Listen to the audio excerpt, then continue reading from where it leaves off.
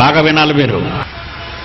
మధ్య ఆసియా నుండి ఇండియా దేశానికి రావటానికి ఖైబర్ బోలన కరుముల గుండా ద్రావిడులు ఆర్యులనేవారు రంగప్రవేశం చేశారు ఈ గడ్డ మీదకి. అర్థం కాలేదా మీకు చరిత్ర? ఇండియాలో ఉన్న క్రైస్తవులందరూ విదేశీ దేశాలకు పోవాలని చెప్పిన ఈ సన్నాసగాళ్ళందరికీ చెబుతున్నాను ఈవేళ చరిత్ర అంటే ఏంటో. చరిత్రలో అక్షరం తెలియని ప్రతి దరిద్రుడు ఈ రోజు మాట్లాడుతున్నాడు వేదికలకి మైక్ దొరకగానే. ఇది కాదనే మగాడు ఒకవేళ ఈ మైదానంలో ఉంటే కమాన్, వెల్కమ్ టు ది స్టేజ్. మధ్య ఆసియా నుంచి వచ్చారు వీళ్ళంతా.